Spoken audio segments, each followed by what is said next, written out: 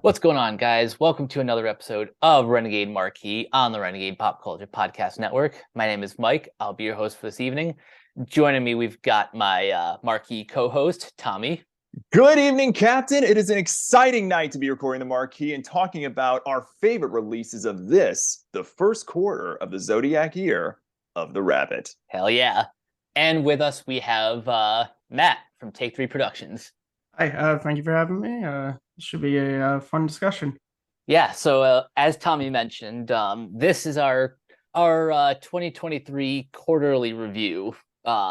This year honestly has given us enough material that we can talk about. There's a lot to be discussed in these first couple months. So, and because this podcast is coming out a little bit on the late side, I will even extend the discussion to the first weekend of April if anyone has any strong feelings. But before we get to any specific titles, I just want to kind of talk about like the year so far. So Matt, I'll start with you. How are you feeling about 2023 so far? Any like sort of like trends that you're noticing or just anything that comes to mind? Trends, not really so much because it's still early. Well, there's one unfortunate trend in superhero movies, but I don't think we're legally allowed to talk about it. Yeet. Dun dun dun. I know it's a major problem of mine to bring up stuff like that sometimes.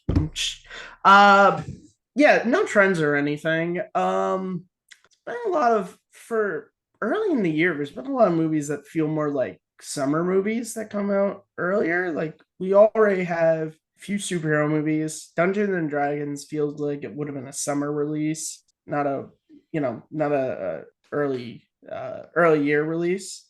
I'm not sure if that's really a trend, but just interesting that we're going to get Flash pretty soon as well. So I honestly have no idea when that movie's coming out. Summertime. There we go. I've seen that trailer multiple times, but unfortunately, Michael Keaton's beautiful face forbids me from looking at a release date. I don't blame you. And now Matthew, you have Danny Elfman's score stuck in my head. That memorable, wonderful score. Now, is that going to be in the movie or just the trailers? That is to be seen. I certainly hope it is, but even I hope if it it's is. not, I mean, they've used it. It's in the theatrical cut of Justice League, so it's not without question. But it's just sometimes with trailers, you can't take. You can't be like, oh well, it's in the trailer because look, as we saw recently with HBO Max's Harry Potter thing. I don't think that well, maybe I don't know. That's a non-movie thing that we don't have to talk about. Well, I mean, like let me say this about the music was John Ottman did the music for Superman Returns back in 2006, and he had one condition on if he did the score. He said he wanted to incorporate John Williams' trademark score into his, or he was out, and they said go for it. And it went actually really beautifully. Well, Superman Returns, though, that's a different because that's supposed to be a sequel to the Chris Reeves movies where that theme originated. Whereas Justice League, the theatrical cut, Michael Keaton's nowhere near that, and they still play it. So it's which is rare. Normally you don't, because normally with each superhero they try to introduce a new theme for that generation's. Like it wasn't until the Black Adam post-credit scene that we got Henry Cavill with the John Williams theme because, heaven forbid, companies doing anything that just like makes sense. Like, oh, we must establish new themes. We can't use anything old unless we're baiting you for nostalgia. Then we'll use old.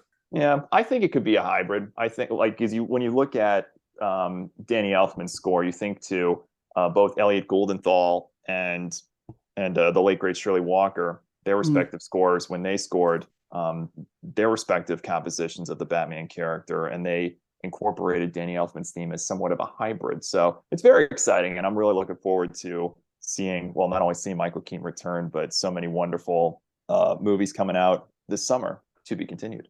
Yeah, we will definitely talk more about what lies ahead, but I want to go back to where this year started. Yes. And Tommy, I want to throw this to you because you and I actually have differing opinions on specific movies, like specific movie titles. But would you agree at least that Universal is probably one of the most daring studios this year in terms of the movies they're putting out? I can definitely agree with that as far as the variety and the daring aspect. When you say that, the first two films that come to mind, especially when you think of Universal and their horror releases that they've done throughout the, even with last fall, as good of an ending, as a strong point that they did for the genre of horror. I would say when you look at a release like Cocaine Bear, and you can pinpoint the exact moments that were edited to avoid an NC-17 rating. And then you think of movies like the recent Renfield from this weekend, and while appreciative for certain movie making elements, specifically in the makeup department, you look at the story that they're trying to tell and how triggering it could potentially be if the wrong person was sitting in that theater seeing it. So they've done a masterful job bringing people back to the movie theater. Some questionable moments in there, but they have had a wide variety. It's a toss up. It's a toss up, I would say. I hope that answers your question there, Captain. Yeah, I think that's a pretty satisfying answer. Like, it's not really reflective in my personal list for 2023 so far, but I just from a creative perspective commend what a major studio like Universal has been doing, because like the other guys of the big six haven't really risen to the occasion, at least not yet. Right. Disney has not really gotten off to the greatest start with Ant-Man and the Wasp: Quantumania, despite Matt and I thinking highly of it. And Warner Brothers, well, we could talk for hours about what's wrong with them at the moment. But honestly, for me, the two winners right now are actually the three winners would be Lionsgate, Paramount, and Universal. And I think at least 2/3 of us can agree why Paramount is rightfully in the conversation. I can definitely see that. Absolutely. I'm to be honest, I'm pretty terrible knowing what movies are released by what studio. So all good. Unless it's like well-established stuff to where I'm like, okay, I know that Fast 10 is a Universal movie. I know that anything Marvel is Disney, like stuff like that. I know. When you get into stuff like, I honestly I can't tell you who released Creed 3. I think it's MGM. It might not be. Nope, you were correct. Yep. There we go. I would say that the best way, if I could, at this time last year, it was A24's ball game, and they pretty much rode the ship from February down to the rest of the year. I would say the best way I could describe it is this: if we were to choose that one studio for the first quarter of 2023 so far, while Mike, as you and I were talking about, while arguments could be made for Universal and the strategies that they've put out, I'm going to utilize a decision made famous 22 years ago from a state that hosted MegaCon 2 weekends ago. It's too close to call. Fair. Yep.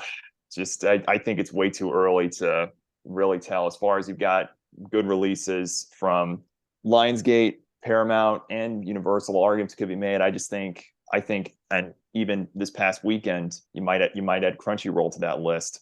I think that there's still a long way to go at this point to really have a true studio on top of the podium. One thing I can say, as far as where we are in the year, and maybe this is just like maybe this is just me and the movies I'm either choosing to see or not to see, but so far I have yet to see like a genuine stinker. Like even by this time last year, I had already seen either one or two of like the definitive worst movies of the year. But there hasn't really been anything this year that I disliked. Um, I'm I'm kind of hard pressed to think of like a genuine dud. What about you, Matt? How has your how has your track record been as far as like the balance between positive and negatives? Well, I don't go out to the movies a ton for new releases. It's just simply it's not so much a like a oh I hate going to the theater. I love going to the theater. It's just more like it gets more expensive. It gets time consuming, and because I'm usually behind on previous years, usually early in the year, I'm trying to catch up on stuff I haven't seen or just watching older movies that I've never seen before. So I'm always very selective what I go to the theater for.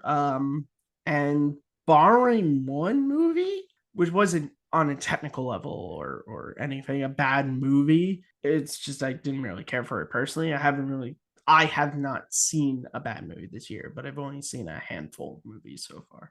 All right. Fair enough. And what about you? Is how has your balance been between the positives and negatives? From my point of view, Yeah, I would say we've had, from the releases that I've seen, it's been a good variety.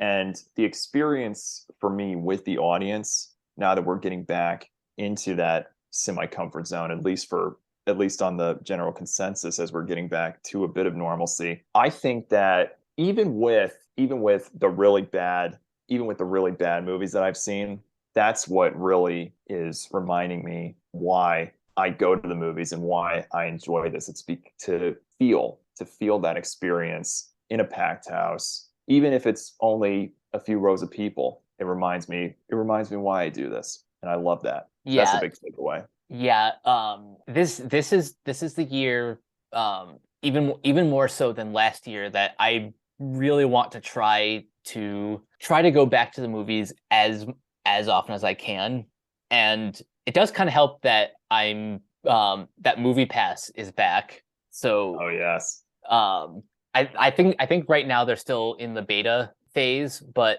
still, I feel like now that it's under its original ownership, that you're going to see attendance rising again. I believe so as well. It is exciting, and not only that, but the event screenings that companies like AMC and Regal both do with their premiere screenings on the afternoons prior to original release date. It's incredible. It's enjoyable. So, without further ado, this is our 2023 quarter one podium. So, who wants to start with their number 3? Matt, how about you?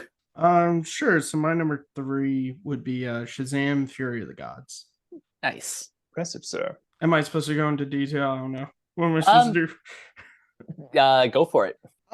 Yeah, I know that this movie is not getting the best critical reviews, box office wise. It didn't really do well.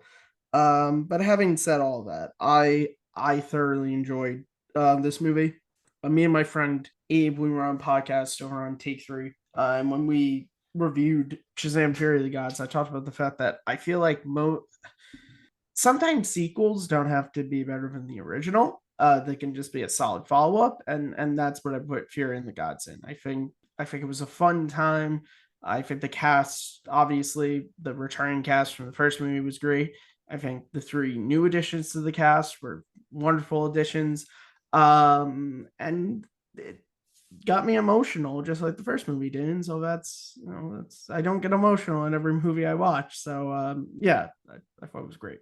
Shazam: Fury of the Gods is not in my it's not in my top 3, but it is a movie that the more I think about it, the more I tend to enjoy it. As big of a fan as I was of the first movie, I saw that 4 times in theaters. I would say this one has a few higher highs, like once the action and the story actually gets going. Like it has probably some of my favorite moments, and the visual effects are spectacular. Everything with the ending is like everything with the ending I thought was handled really well. But yeah, sadly, Fury of the Gods didn't make my cut. But Tommy, what about you? What is your number 3? Well, I haven't seen Shazam: Fury of the Gods, but because I actually missed my screening to go to it. I had Spinning Gold on Monday. I had John Wick 4 on Tuesday, and I was destined to go on Wednesday, but I was backed up with other stuff to where I was to writing for CBR, where I was unable to attend it. But I'll start with some honorable mentions before I give my bronze medal recipient. The first is a wonderful welcome take on romantic comedy called Rye Lane. And it's beautifully filmed from the perspective of the mindset opening up and provides a push from the most unlikely of places. The theme of the art show towards the end of the movie may be considered a turnoff for some, but it's still a wonderful story that fits brilliantly with the setting of the times. And be on the lookout for a perfectly timed, uncredited cameo destined to catch the viewer by a welcome surprise. My second honorable mention is 80 for Brady.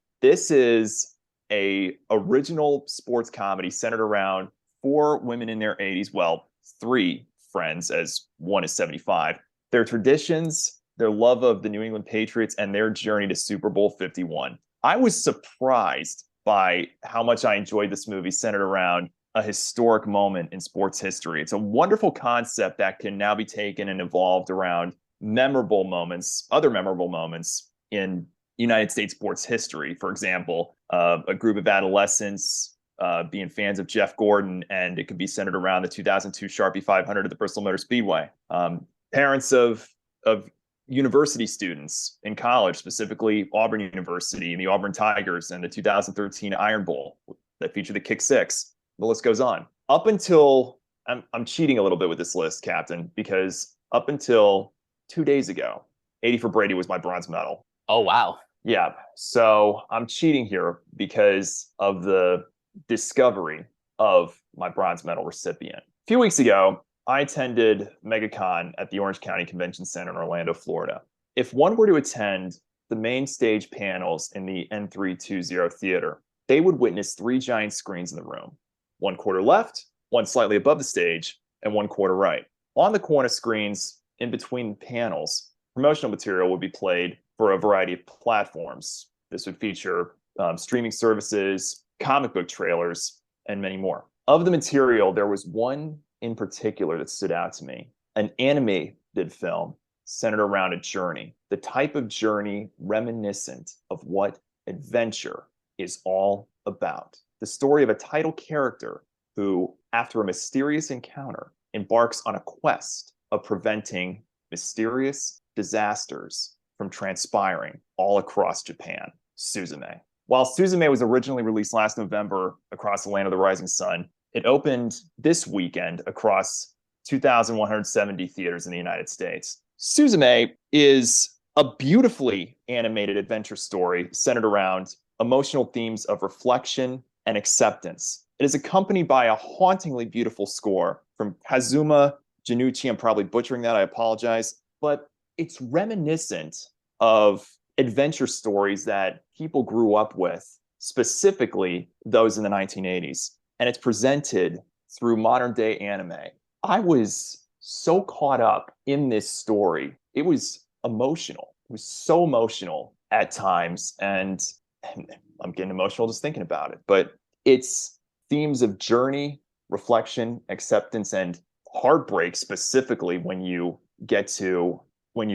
the dastardly plan of the villain is revealed. You can't help but feel heartbroken seeing that. The ending runs on too long. It's the only reason I didn't give it a perfect score. It's a 4.85. But in his acceptance speech, when Pinocchio won Best Animated Feature at the Academy Awards last month, Guillermo del Toro reminded us all that animation is not simply a genre for kids. Animation is a medium for art. It is a medium for film, and animation should stay in the conversation.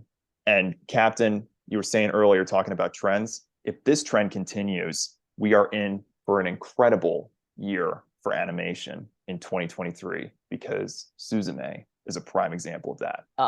So I have not seen Suzume yet, but by the time this episode is released, I will have seen it at least a couple times in preparation for an upcoming episode of Renegade Animation. And Tommy, you told me privately that you're not really the most familiar with anime. So to hear such high regard for this film coming from you means a lot. I got to be honest. Oh, well, thank you. I appreciate that. Yeah, it was really, it's just really the experience of it. And I experienced this. I knew that I should see it the way it's meant to be seen, subtitled. There, I should point out there are two different ways that viewers could see Suzume, and that's with subtitles and with voiceover dubbing. But seeing it through that format really made me appreciate the wonderful world of Japanese cinema even more. Nice. It's just absolutely incredible.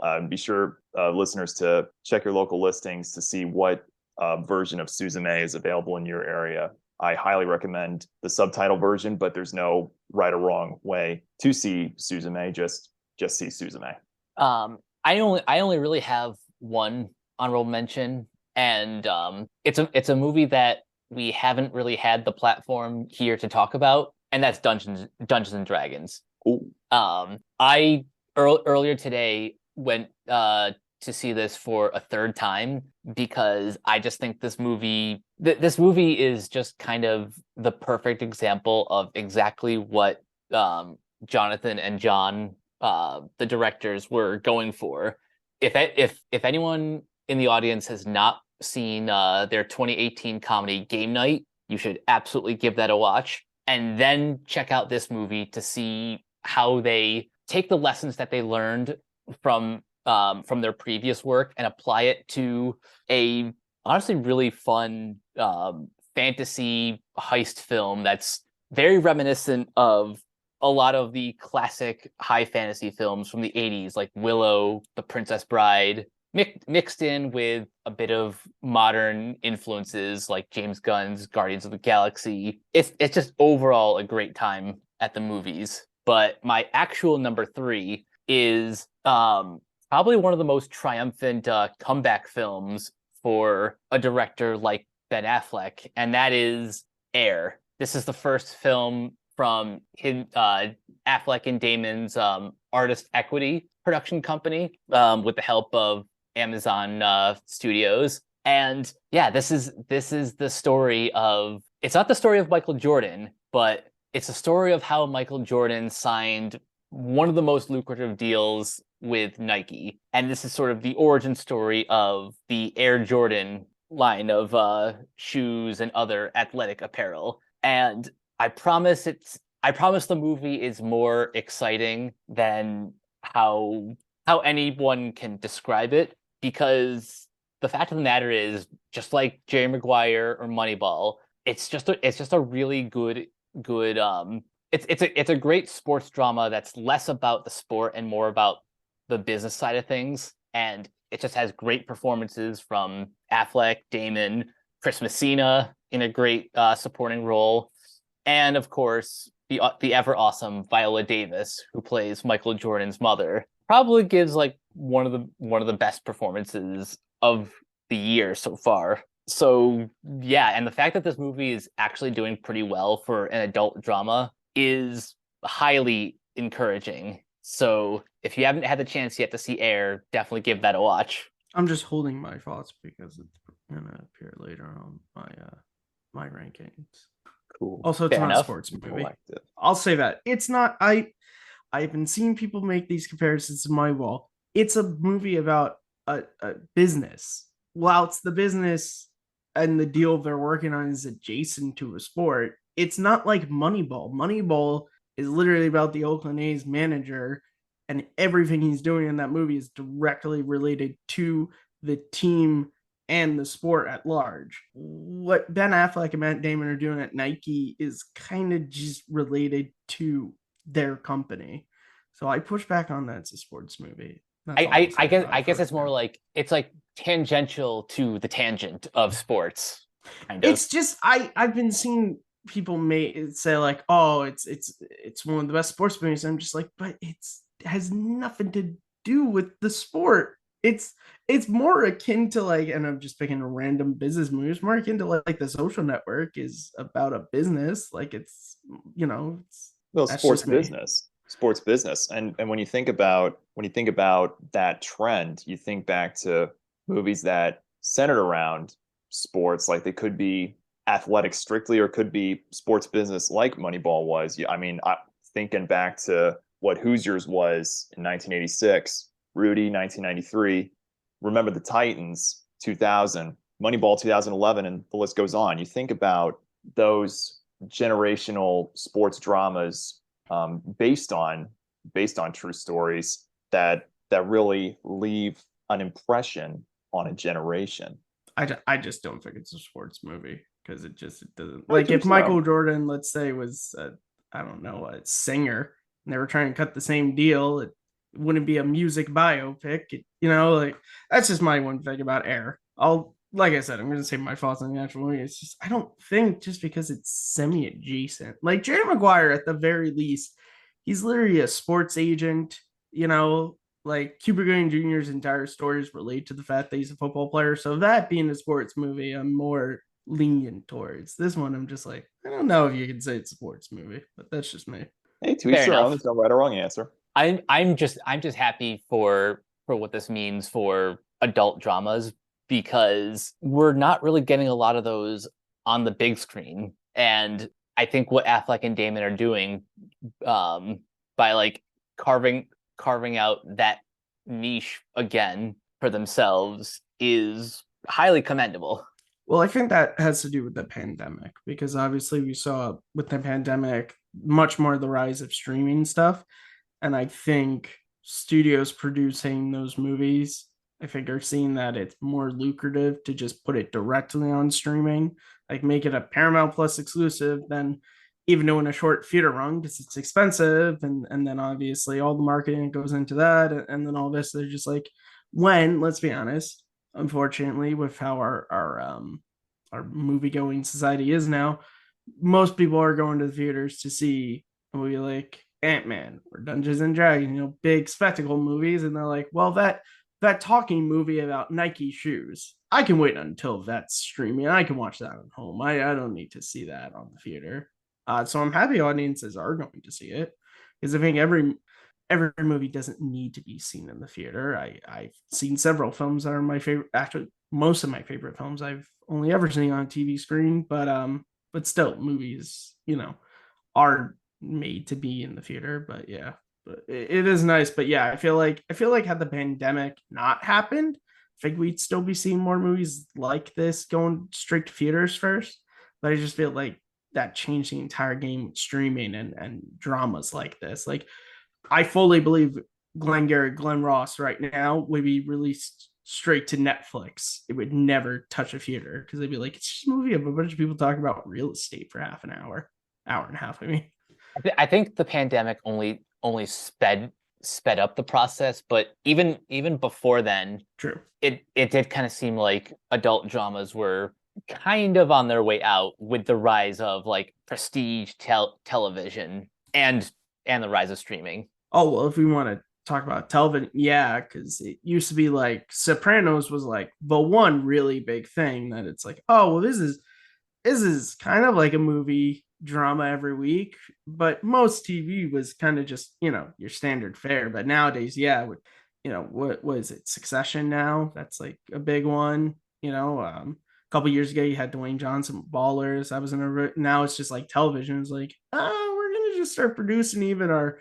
shows that are all about talking, like movies, not TV shows, which is just crazy as well. The budgets for TV shows now are astronomical. Oh yeah. So moving on to your second place, Tommy, what do you have for your number two? Number two, the silver medal. I'd like to see here. Okay. Number two, the silver medal recipient. Let it begin. Pushing away, yet it's pulling me in. Try to pretend I'm not aware when I do it again. I know the signs. I see the pattern in front of my eyes. Something inside opening wide, stretching and coming alive. The opening needle drop from Mike Shinoda set the ideal stage for a continuing chapter in a story. In the craft of motion pictures, this has been seen in mannerisms that can set the viewer on a journey in a make or break manner. In this case, when the title card appears, the terror of Woodsboro, California made its way to the city that never sleeps. Scream 6. 315 months after the original theatrical release of Scream, we arrive at the 6th chapter of a slasher horror story centered around the terrorizing of teenagers who are horror movie enthusiasts. Each chapter explored various tropes and cliches, such that allowed the enthusiasts to understand how to utilize their underlying themes as a way to survive. An essential mindset, each chapter ultimately allowed viewers to play along in understanding the rules of surviving the chapters of before. Here, this generation of enthusiasts come to understand they are not a part of a horror movie anymore, but rather a franchise. Within the realm of slasher horror, these enthusiasts must now learn to survive the rules of the franchise and its subversions, the undermining power and authority of an established system, and their intuitions. It is a story that continues the legacy that began 315 months ago. As with the 2022 release of the story's 5th chapter, Melissa Barrera delivers another standout performance. Her character arc and teamwork with Jenna Ortega provided champagne chemistry and a great message that elevates the story of something more than that of simple slasher horror. Their unison and combined teamwork showcase the Carpenter sisters tag team as this generation's Sidney Prescott. Their unison is the Sidney Prescott of this chapter in the Scream story. It's a radio silence presentation reminding of how influential slasher horror has in its power within the art of filmmaking. When done right, it leaves lasting moments that have the potential to stick out in the viewer's mind and live with them forever. Moments of tension that leave the viewer tensed up on the edge of their seat, sending chills up their spine when they are viewing that specific type of horror within a horror movie. 2 scenes involving a bodega and a ladder stand out, symbolize wonderful examples of how filmmakers can learn when studying not only how to make a horror movie, but a thriller. And it would be a disservice in neglecting to mention the first really good song in a 2023 motion picture. Not simply the opening needle drop from Mike Shinoda, but Still Alive in the end credits by Demi Lovato. Pure movie music enjoyment, the type of original song resembling a perfect fit in combining elements of promotional story through its lyrics and music video. The type of video one would see playing on repeat at their local video or music store. A video one would see as a bonus feature for the eventual release of Scream 6 on home video. Demi Lovato and Mike Shinoda have provided a comforting, original piece of nostalgia that provides consolation in the times of need. A 3-minute and 5-second story of survival that sets the tone and literally wraps a bow on a 123-minute story of survival, an explanation into franchise horror and its keys to survival. So here's the thing about Scream 6. We talked for a while on our previous episode about how much I adored that movie, but it is no longer in my top 3. No. But that's just because there were a few other films that that kind of kicked it out of that spot. But I still stand by everything I said in that review. And this is just one of those examples of radio silence being like pretty much the perfect successor to everything that Wes Craven and Kevin Williamson started with the first Scream back in '96. Matt, I don't think you and I have talked about the Scream franchise. Are you much of a Scream fan? I've never seen a single film in this franchise. Not even one, Matthew? No, I'm not a horror person, so I don't really dabble in that. So never you have to have at least one favorite scary movie. Sure. What's your favorite scary movie? Poltergeist, the original. Sticking to the classics now, are we? Oh, you're the guy from Scary Movie. Right, that's right. What's up? Someone had to do it. Now I'm just thinking about that opening scene to where it's Carmen Electra, and it's just like, does he dress I forget what it is, and then it's Prince. It's like, oh, that's not my boyfriend. I mean, I've messed around with him a few times. I get the references to it. I get the references, and I've seen, me and Abe actually talked about on our podcast how we both adore the scene from Scream 2 where they talk about sequels, because it feels so much like our college film classes.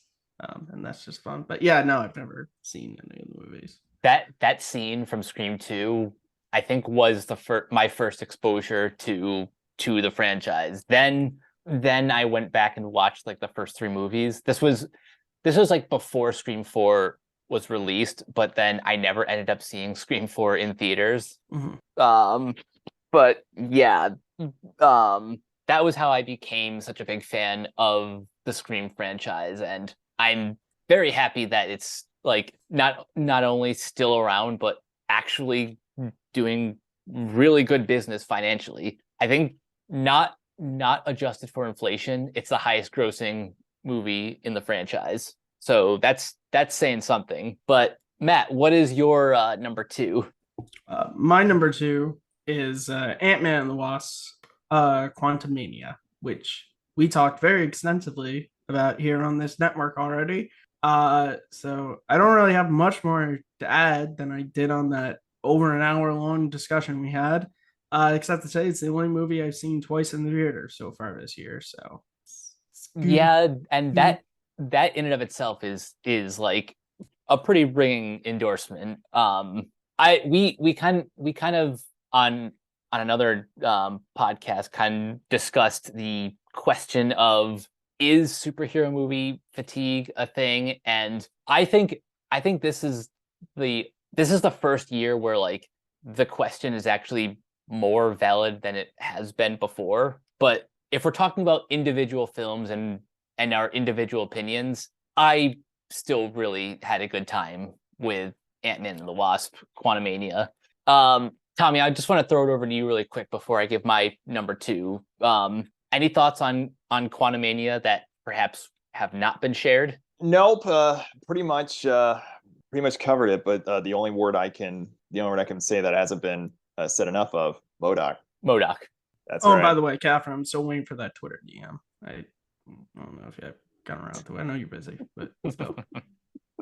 So here's the thing with my number 2. As of this recording, it still does not have an official release date in the States, but I had a chance to see it as part of the New York International Children's Film Festival. And this is Ernest and Celestine: A Trip to Gibberitia. This is the sequel to the 2012 French film based on a series of books by a Belgian author and illustrator, Gabrielle Vincent. And the only way I could describe this without giving away too many spoilers is that it's basically an animated sort of version of Footloose, where our 2 main characters go back to the hometown of where Ernest the bear comes from, and he basically confronts his parents about well, first they go back home so he can fix his broken violin, and then from there it's just a very compelling family drama, as well as a kind of musical adventure. It's just, if you haven't seen the first Ernest and Celestine, it's probably one of the best foreign animated films that I've seen in a long time. And this movie, compared to the original, is basically as good as Paddington 2 is compared to its original. So that's pretty much how I would recommend it. I don't know when it's getting distribution in the US, but if it happens to be playing near you at any point, you should definitely seek it out if you can. The hype train has just gone full steam ahead. Oh yeah. And this does continue the trend of animation pretty much being cinema. Absolutely. And like I said about Suzume, we are destined to be in for a really good year. J'aime le cinéma beaucoup. I took French for like 7 years, so. Oh, nice. Same. And I only know how to say my name and that phrase, and also comme ci comme ça. That's it. Oh. So I got nothing else. Before we get to number one, Matt, I don't think you had a chance yet to share any honorable mentions, so I now give you the floor. I'm gonna be honest with you. I've only seen 5 2023 releases this year. So, yeah. So I don't really. I mean, the only honorable mention I would give is Dungeons and Dragons. For someone who never has played the game, never got into the lore, the only thing I have seen is the Tom Hanks after school special, which warned me about the dangers of Dungeons and Dragons, because he tries to kill himself afterwards, and so I never touched the game because Tom Hanks told me it's evil. I thought it was enjoyable. I do think it had some. I think it's a movie that if it gets a sequel, the sequel will probably be better because the first half has that problem that a lot of fantasy movies have, which is like it has to establish the world and magic and all that stuff. But it was a pretty decently fun adventure, and the cast was pretty good. But yeah, the other movie I don't want to put on my own. I don't want to talk about it. I'd rather forget this, honestly. Understandable. Yeah. So I guess that leaves us to our number one. Tommy, would you like to give out the gold? If I must, absolutely. Number one, the gold medal recipient. Well, Captain and Matthew, T-Money took quite a long time to figure out what his quarterly gold medal recipient would be. Not even a tenth of a second. From the moment the music of Dire Straits coincided with the opening studio signatures all the way through the opening credits, I was along for the ride in the first perfect movie of 2023. When an individual hears something speaking to them, there's a special feeling felt from within. What's being spoken to them could come through one of many different outlets. It could be a scene from a movie, song on a radio, the words of a writer, the competitiveness of an athlete, or the performance of a stage actor. For the writer of this review, the first thing that comes to their mind is how my love for automobile racing spoke to me. As an adolescent, it was through Jeff Gordon's success driving a stock car. But upon Jeff Gordon's retirement and Kyle Larson's reinstatement combined with competitive directions emphasizing on entertainment value, there was nothing of emotional value behind stock car racing that spoke to me as it had in the past. It was a shift in focus toward open wheel that reignited my passion for automobile racing. A championship battle between Sir Lewis Hamilton and Max Verstappen, a battle between athletes serving as a reminder to what the sport is all about. Pure driving, real racing. This is the feeling Sonny Vaccaro received in 1984. When witnessing a television commercial centered around a catered tennis racket, he realized everything his employer, Nike Incorporated, was doing wrong. Nike's competition, Converse and Adidas, were ahead in sales by a percentage difference as much as 110.5%. Nike needed a new strategy to make them stand out, and picking random NCAA Division I basketball prospects was not cutting it. Thinking back on the aforementioned tennis racket commercial, Vaccaro viewed a playback cassette of the 1982 NCAA Division I men's basketball championship game.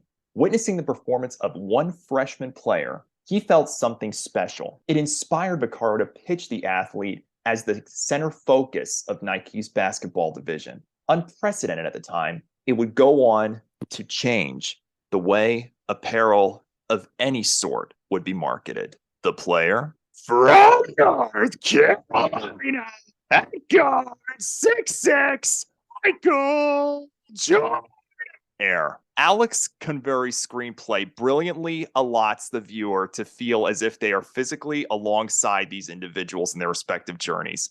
The realism highlighted from the simplest of conversations at a 7-Eleven between clerk and customer to a discussion centered around the true meaning of Bruce Springsteen's Born in the USA when Vaccaro shares a scene with Rob Strasser, played by Jason Bateman, in a career best performance. The viewer feels what is at risk for both individuals. It's not hammered down the viewer's throat in an overtly dramatic fashion. The simple explanation in delivery is all the viewer needs to understand the journey and its stakes. Further genius of the screenplay comes at a moment when the viewer will feel content that the eventual pitch will go exactly according to plan when a welcomed curveball highlights the importance of always having a plan B. The realism of Matt Damon's delivery in that moment is what seals the deal.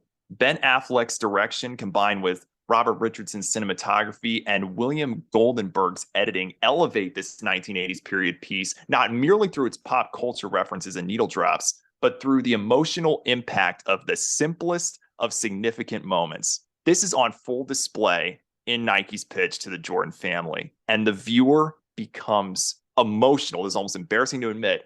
I got so emotional as Michael picked up the Air Jordan prototype design for the first time. They feel the significance of that one moment, a significance of power as they recognize the world changing. If I were able to send a message to the powers that be at Amazon Studios, I would tell them to keep Air in their back pocket, create a campaign for awards consideration, and when the time is right, go all in. They have a winner on their hands. And if they play their cards right, award voters will hear their movie speak to them, just as Michael Jordan's talent spoke to Sonny Vaccaro and how the Air Jordan sneaker spoke to Michael. Oh man, I am, again, this was my number 3. So just in general, I'm so happy that this movie is as good as everyone has made it out to be, and B, that it's actually gaining an audience. Yep. Both critics and casual moviegoers can all pretty much agree that this movie is a winner, for lack of a better word. But yeah, Matt, I am assuming that you and Tommy share a number 1. Yeah, Air is also my number 1 here so far. I think it's a fantastic movie. I think for a movie that is pretty much solely dialogue driven, it's able to maintain your interest. It's funny. You have an incredible cast behind it of all established actors and even actors like Marlon Wayans, who has a cameo. He's memorable in his cameo. Ben Affleck is, he's one of the best working directors out there. He continues to do it. And I like the restraint, of not showing Michael Jordan. I thought that was great. And also I kind of like how when you get to the end of the movie, we tend to talk about, all these, great sports things. And, even if you look at Netflix's The Last Dance, we know about coaches, we know about managers, but sometimes there are these, in all industries, there are these big people who we just never really know, and they do big things. And Air is a movie all about all these guys working at Nike who, as we know, the deal that Michael strikes with, getting money on the backs of shoes, like, just completely changed all sports marketing, rightfully so. That, why should companies just get to, make money off of players and not, and the players not really get anything from it? I thought it was a wonderful movie. It was funny. It hit all the feels for just a great, brilliant movie, and I'm really looking forward to watching it again at some point. I don't know if anyone got to mention Chris Tucker and how great he's. Yeah. Oh my gosh, he's wonderful too. The entire cast is great. If this movie only walks away with 1 Oscar, which I'm pretty sure it's going to get more, but if it only walks away with 1, it wouldn't be so cool if Chris Tucker got a Best Supporting Actor nomination. Just because the last time we saw him on screen was like, what, a decade ago? Playbook? I feel like that's the last time I remember seeing him. Which was pretty much, that was 2013 too, wasn't it? So yeah, it was almost literally almost 10 years. Was that 2012? Silver Linings Playbook? It was regardless. It's been a while. Yeah, but and this is, we were talking earlier about decisions that studios make and being in the room where it happens and trying to decide what the best route would be for certain releases. I talked about this in my pre-review last year, why certain movies go straight to a streaming platform when you could take the risk in releasing it theatrically at that particular time. With Air, it is a relief that they released it in theater, not simply because of its star power. But even though it's released in April, like I said, when the time's right, they'll push it. They could stick it in their back pocket and push it for awards consideration, like A24 did last year with Everything Everywhere All at Once. They could have. I mean, A24 had a wide variety of movies they could have pushed for awards consideration, but this one in particular is special. It's really special, really powerful, and it has that generational power that speaks to the viewer, as Michael Jordan did to Sonny. If there's one thing that last year's Best Picture winner has taught me, is that I don't think it matters anymore when a movie is released. I think what matters more is how much a movie connects with its audience. And who knows, maybe Air takes it all the way, maybe it doesn't. But as long as people are connecting with the movie, that's really all that matters at the end of the day. And as far as how it'll do on streaming, I think there is evidence now that movies that premiere in theaters do much better when they hit streaming than streaming exclusives. Well, because going in theaters gets the word of mouth of people who, not even critics, just regular moviegoers who go and see it. It gets the word of mouth more than if it hits streaming, then a lot of people are like, oh, should I watch that? But if you already have like something like Air, when it hits, I assume it would be Amazon Prime. You're already going to have people, who have already been talked about, who've seen it in theaters, and everyone's like, oh yeah, I heard that was really good. So when it comes out on Amazon Prime, they'll check it out. Whereas if it just dropped on Amazon Prime, there'd be a longer waiting period of people getting themselves to watch it and then getting the word of mouth. It's a weird thing that you don't run into this problem if you release it in theaters. Yeah. And you think about that strategy that Apple TV did with Coda. It's not impossible. It's not impossible to take a streaming service and utilizing it to its full potential, which is a big advantage for Air of this magnitude. Oh yeah. So while I agree that Air is probably the best movie that we've gotten so far in 2023, it's still not my favorite. That honor goes to John Wick Chapter 4, which I've already gone at length on a previous episode, gushing about how much I love that movie. And yeah, it's another one that I saw 3 times in theaters. But I think what makes this one my number one is it just kind of has everything that I love in a good action movie. I think this is for me one of the best action movies since Mad Max Fury Road. Everything about this fires on all cylinders. The cinematography is terrific. Chad Stahelski is unquestionably one of the best action directors who has years of experience at working as a stuntman and a stunt coordinator. So he knows exactly how to stage every single action scene, of which there are many. I described in our last podcast that this doesn't just have action scenes, it has action suites where in one location there will be 3 to 4 different fight scenes, and they're all like top shelf. But it's not just the action that makes this one as well regarded as it is. It's also the characters, the quiet moments, but also just the high octane like adrenaline rush you get from all 2 hours and 45 minutes of this runtime. So if you are a Keanu Reeves fan, or you just really love the John Wick franchise, yeah, you will have a great time with Chapter 4 if you haven't seen it already. You imbecile. Thank God my mic was unmuted, was muted the entire time you were speaking, because I could not stop laughing.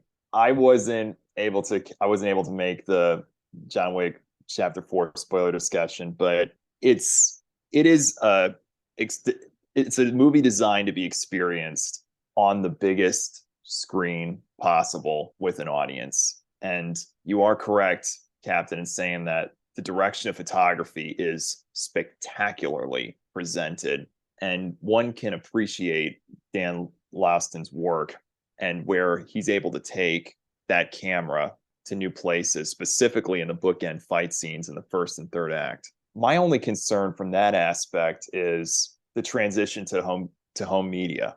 I just don't know how people will be able to look at specifically the computer generated imagery. And as I was looking at that car chase, I'll use the car chase in Paris, for example. As beautiful as that flipping car was, if you look really carefully, you can see the visual effects in that moment. In that transition to, say, a computer screen or a phone or tablet, I just don't know how something like that will be able to hold up.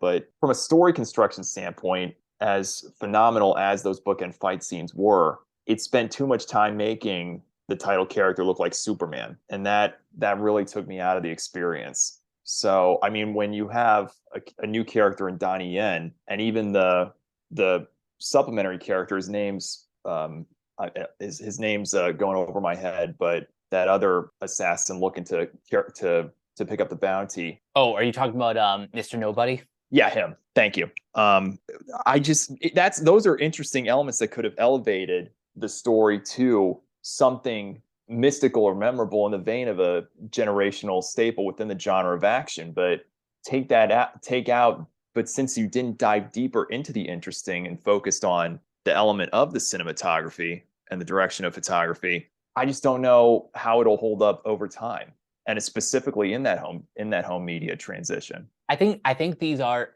valid concerns, because so far I have only seen the movie in theaters, specifically in like the Dolby Atmos theaters.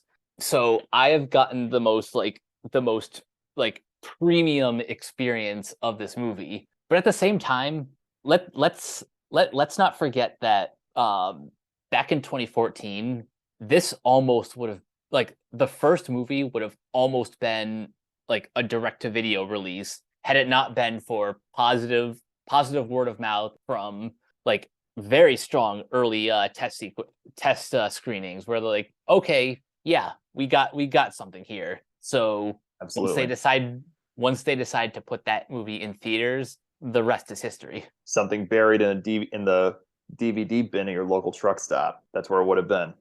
Thankfully, Lionsgate and Summit Entertainment dodged that bullet, and yes, it clearly has paid off well for them.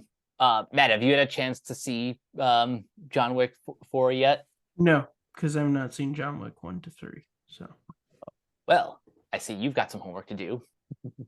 But now I kind of want to look ahead to what we have coming in the rest of at least the first half of the year, because we all know what will win the latter half, and that's clearly Barbie. Yes, 100%. That and Oppenheimer. Well, that's going to be, if that, say for whatever reason, I hope that is a showdown at the box office that weekend. Same. I do not want either one of those movies to move, because it would show nothing but cowardice. True. Well, to be fair, I mean, unless there's something with the movie itself and wanting to make it better, because it is Christopher Nolan after all. But when you look at a box office battle of that magnitude, I think back to, from my generation specifically, and the wonderful season that was fall winter 2022 fall 2002, when the wonderful stiff competition at the box office, and we saw Harry Potter and James Bond Chamber of Secrets Die Another Day go back and forth. They literally swapped box office titles for, I want to say, 4 to 6 weeks, something like that. It was number one week, then it was number 2, and then they went back and forth like that. So I think of, if something like that were to maintain and keep something special and bring people back to the movies, reminding us of what the box office is all about, if the viewer is comfortable enough to go back to the movies, then it'll be wonderful. for the art of cinema as a whole in the case of box office battles and studio competition. Anyway. Yeah, that is as far as like specific weekends, I think that is probably the one I'm looking forward to the most. But let's back up a little bit. What are some titles that are coming out in like the next 2 to 3 months that have you really jazzed? We were talking earlier about The Flash, which you know, a little bit of inside baseball. It still remains to be seen whether or not we will be covering that movie. But on a personal note, I am more than excited to see Michael Keaton and Ben Affleck return as Batman one more time. I agree. I'm going to that theater to see my two favorite Batman actors in the movie, and to see my favorite Batman for probably the only time I'll ever be able to see him on the big screen in a new movie, because I saw it 89 when I got re-released a couple of years ago. I gotta be honest, the rest of this year is just Indiana Jones Dial of Destiny and Mission Impossible Dead Reckoning Part 1. That is it. Movies can just stop coming out after July. I don't care anymore. All kidding aside, I really am looking forward to Dial of Destiny. Yes. Despite the fact that last trailer did not work for me, but you know, first trailer did though. I enjoyed that last trailer for what it was, but as long as they don't like overblow the marketing and release trailer after trailer, then we're still going to be in the midst of something special. And Phoebe Waller-Bridge, I mean, you can't go wrong. Oh yeah, absolutely. That first trailer, every time I see it in the on the Dolby screen, like it I get excited every time I go to a movie in Dolby and it's attached. I get super excited. It's fantastic. Same with Dead Reckoning. When I would go and see Top Gun and they would have that teaser in front of it. It's the same thing. I'm just like, I am hyped for when those tickets get released. I can buy them. I need to see like another trailer that like ends with tickets on sale now. Yes. That's when a movie trailer, and God bless Tom Cruise for doing that, even though it was a longer trailer than it probably should have been. An announcement teaser would have done just brilliantly for Dead Reckoning. But when a movie trailer is released that far in advance, I mean, Oppenheimer did the same thing. It continues a trend of Nolan, that even Christopher Nolan does this, where he releases special announcement teasers that come a year plus in advance. Regardless of how the final product turns out, when you see a trailer like that, you're in the midst of something special. Speaking of Oppenheimer, I wonder if the YouTube version of that trailer is still live and the countdown is still like counting down in real time. Because that was a very cool detail that they added to that initial announcement trailer. I believe that it still is. I'll go ahead and add, get talking about taking it to the max. I would say that The Flash, like we were talking about with Michael Keaton, all the, controversy aside, I think that that'll be muffled by the characters, and we'll see how the final product turns out. But I think we could still be in the midst of an enjoyable time at the movies. And even if, I think, talking about taking things to the max again, I think that we haven't seen the last of Batgirl. There's no way that you can sit there and tell me that they took all that footage, threw it into a giant vent and destroyed everything. It's sitting in a vault somewhere. And I think that when the time's right, that'll come back out. That'll come back out, and everything will. Batgirl is going to be this generation's Roger Corman's Fantastic Four. I don't know about one day it will just get released, and I don't mean quality wise. I just mean it's a movie that was made, never released, but somehow it'll find its way out there for people to see some way.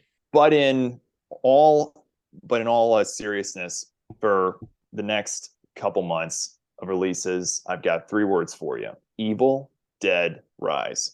When I sat in the movie theater and saw the 2013 Evil Dead, there are audience experiences that you can look back and take with you that stick in the back of your mind. That was one of them.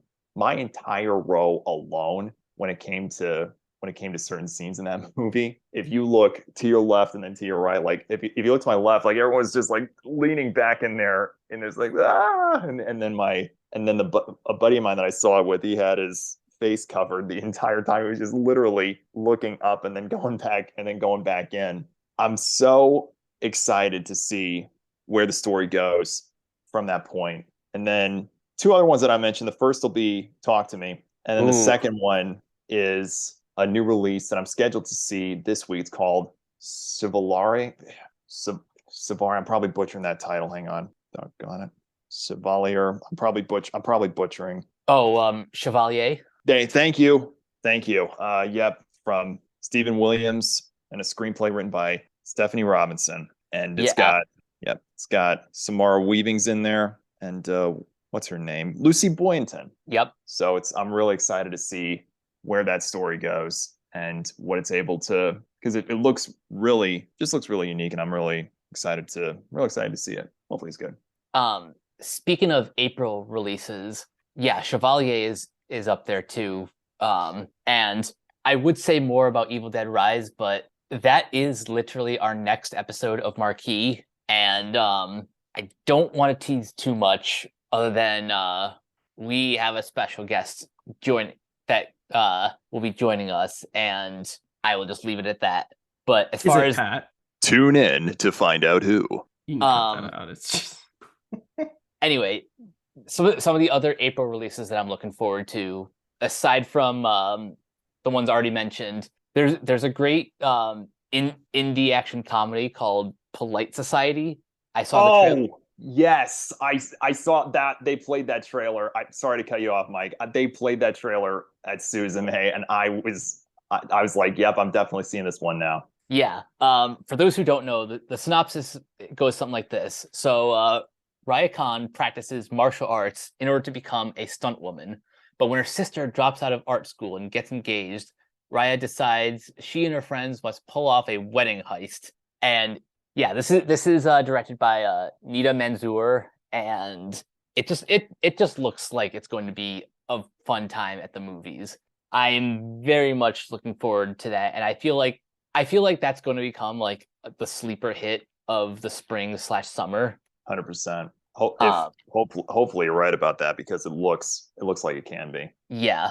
And then the only other one that I have to mention that for pretty much like a year has been my most anticipated movie of the year is Spider-Man Across the Spider-Verse. Oh yeah. And I have said this many times, like any time we mention it on the animation podcast, like I have to bring up that just everything about this movie looks like it has the makings of a great sequel, a great superhero sequel, a great animated sequel, and just a great like expansion of the world surrounding Miles Morales. Mm-hmm.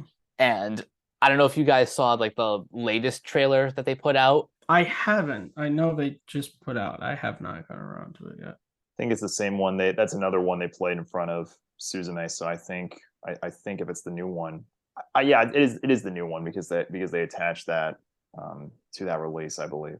Yeah, this just like the best case scenario in terms of how this movie performs at the box office. Kind of like how the sequel to Pitch Perfect pretty much eclipsed the entire domestic gross of the first one in its opening weekend. I feel like Across the Spider-Verse has that same potential, because word of mouth on the first movie is it's still so positive. A lot of people still list it as their favorite Spider-Man movie. So I think maybe not in the same way, because I don't think Pitch Perfect 1 made like $1 billion. Oh no. You know what? But you know what I'm saying? Like, I'm not sure it will be to that level. I think it will definitely perform better than the first movie. If it's as well received. That's the whole thing. If it's as well received. Yeah, that's a good point. Like, it remains to be seen whether or not the quality of the film can live up to the. It's going to have a strong opening weekend, but it's, I think, for a movie like this, it's gonna be the weekends that follow are gonna, you know, prove if it's as well loved as the original. Oh yeah, for sure. Any other movies that are on the radar that you want to bring up before we wrap things up here? There are only two for me. Guardians of the Galaxy Volume 3. I'm a huge fan of the first two movies. Why did I think of that? This is the last ride, which is happy and sad. I'm happy because it's nice to have a movie series that is wrapping up. Because like Iron Man 3, we didn't know that was gonna be the last Iron Man movie. Like here, we kind of definitively know this is the last Guardians movie. And that's nice. Because again, like I said, that's very rare, and I cried at the trailer already, so I'm like 95% certain I'm gonna cry watching the movie in the theater. And then the other movie for me is it's a Apple original, but it's still the Michael J. Fox documentary that's coming out. That trailer that they released very recently, it just looks. Michael J. Fox is one of my favorite, not just Martian actors, just people in the world, and his story is, incredible. And now to get a movie about it it's going to be. I hope it's as good as that trailer, which I'm pretty certain it will be. Yeah, the Michael J. Fox documentary just recently came under my radar, and I'm scared to even watch the trailer because I know like I will be completely in tears watching that. I wonder if it'll be as good as that Val Kilmer documentary for Amazon. Oh, Val, yeah. I think so. That's such a good comparison. It looks like, because it's funny you bring that up, because it's just a comparison of just two actors who were both like. I mean, Val Kilmer was Batman. Like these two actors who were just huge, and then these things completely out of their control just completely changed the trajectory of not just their careers but their lives, but are also two stories of kind of resilience in the face of that. Obviously, Val is not able to do as much as he used to do, but he still, is, working as best he can. Obviously, Michael J. Fox, just went, was able to use his fame and credibility to start a foundation to try to solve this horrible thing. So yeah, I think that's a really good comparison. I hope it's as good as Val, because Val was like my number 2 of 2021. It was my number 1 for a while, and then I saw the Tender Bar. But for a while, it was my favorite movie of 2021. Nice. Very nice indeed. Obviously, everyone is excited for Guardians of the Galaxy Volume 3. It's, I think, even more so than Iron Man 3. This is one of the first times where within a cinematic universe, we are getting like definitive closure for a filmmaker who is closing one chapter of his career and opening another. Mm-hmm. And he gets to do so on his own terms. There's no obligation to set up future storylines. Like this doesn't need to be weighed down by extraneous cameos or like any of that other gobbledygook that comes part and parcel with a shared universe. This is just James Gunn gets to do one more movie with these characters telling this story, and it's gonna be a bittersweet experience. But I am, of course, looking forward to how he closes out this trilogy and how he moves on from one mega corporation to the other. Yeah, because like I said with Iron Man 3, and it's a great movie, it's my favorite of that trilogy, but it doesn't really end much. Like there's personal endings, but it's not like, oh well, this is it, because obviously we know Tony, like a lot of people thought we were going to get an Iron Man 4 after this. Everybody knows we're not getting a Guardians of the Galaxy Volume 4, and so that's going to be really interesting in the Marvel movies, because again, even you look at Captain America Civil War was the last one in that trilogy, but it certainly didn't feel like this is going to be the last Captain America movie we're going to get. I'm most interested to see, because this might be the last Guardians standalone movie, but I don't think this is it for the Guardians. So I'm interested to see how this movie ends, to sort of where their place in the larger Marvel Cinematic Universe is. Yeah, because I think we know that at least one character has died. I think we all know that one of these people things, to quote Star Wars, is not making it out of this movie. My money is on Drax, but no, I believe.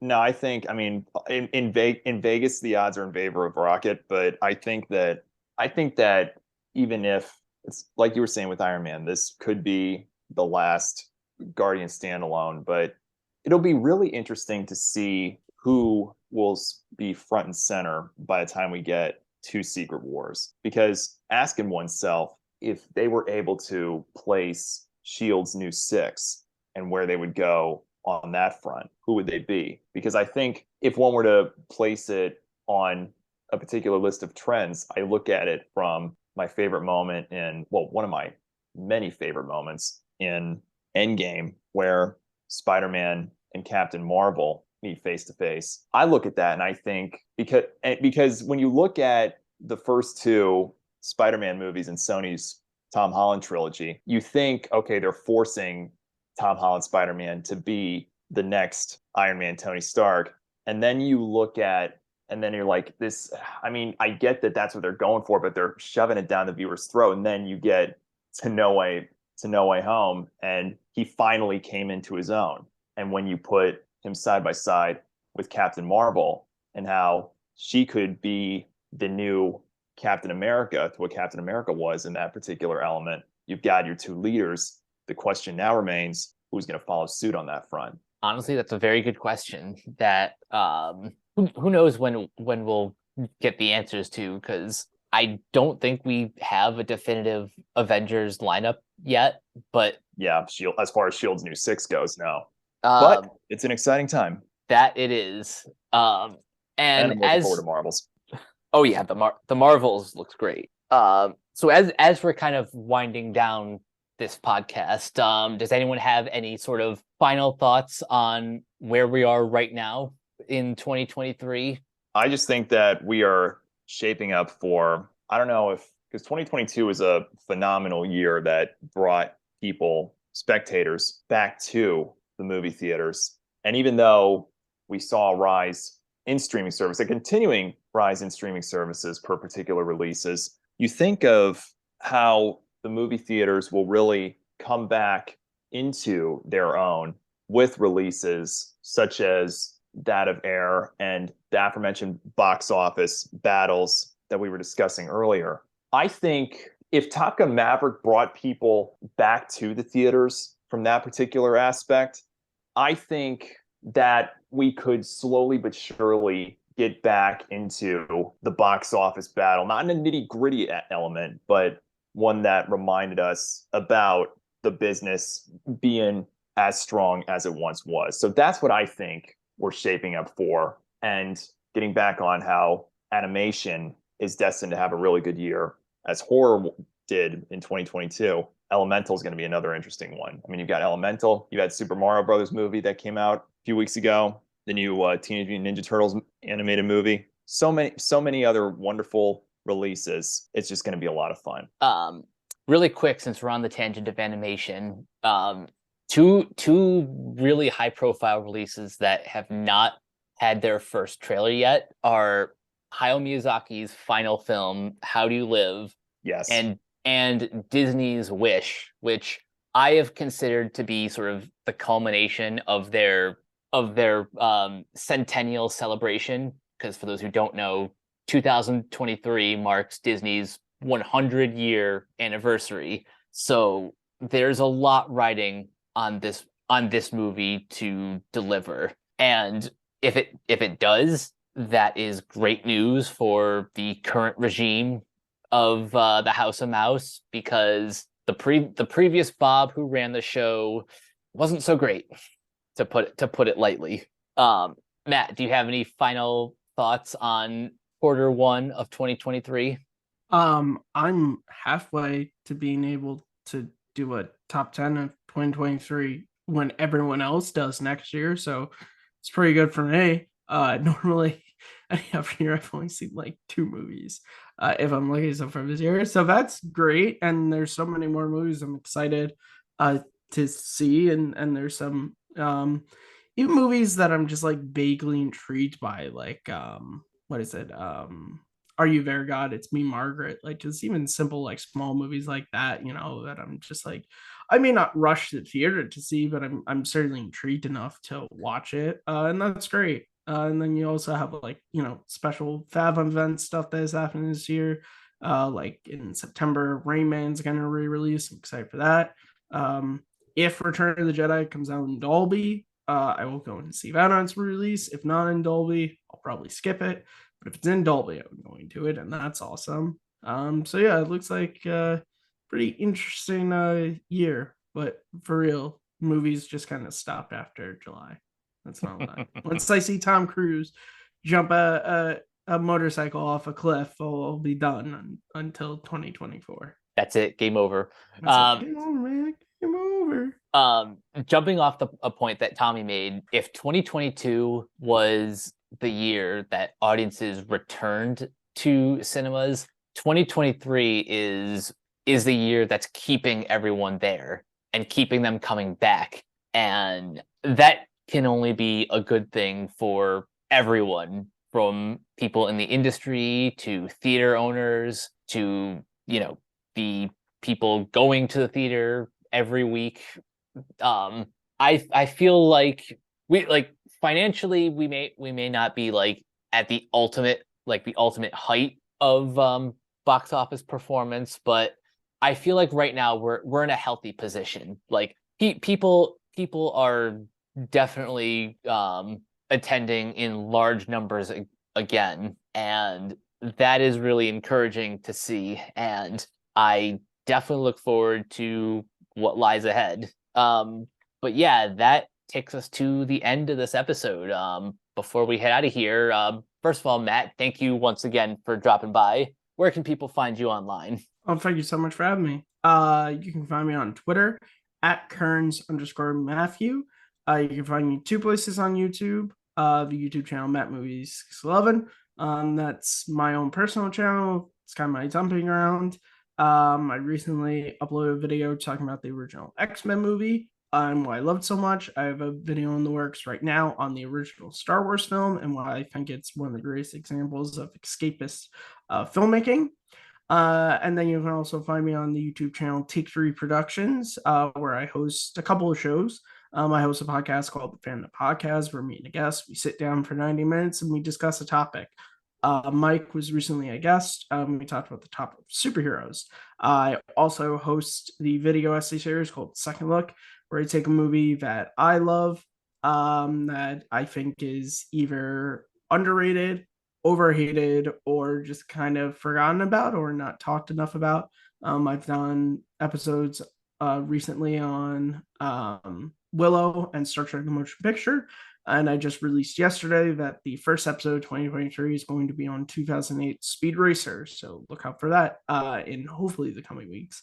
And then I also co-host the now weekly live streaming podcast Simple Tricks and Nonsense with my friend Abe Flores. If you want to see wild like manicness of 2 friends of over 5 years, come and watch us. It's unlisted for a reason, because we do get into interesting discussions, but we also go off the rails. But it's always fun. It's genuinely, if you just want to spend a few hours with 2 friends talking, it's the podcast for you.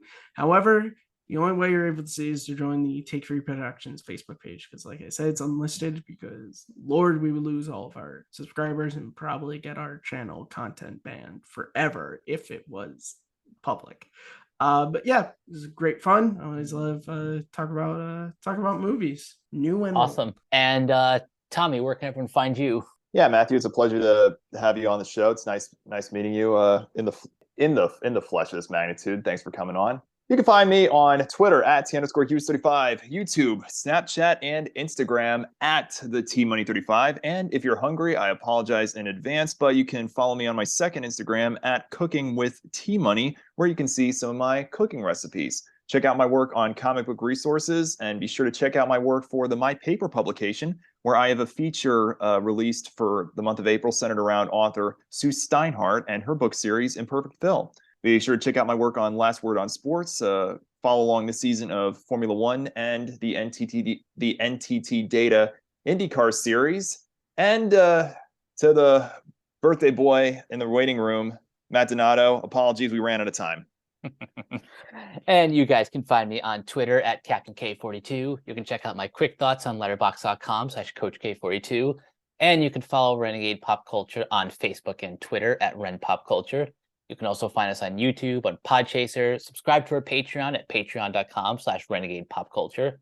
Listen to all of our podcasts on Spotify, Apple Podcasts, etc. And last but not least, everything can be found at renegadepopculture.com. Need an escape? So do we. That'll do it for this episode of Renegade Marquee. We will catch you guys later. Peace out.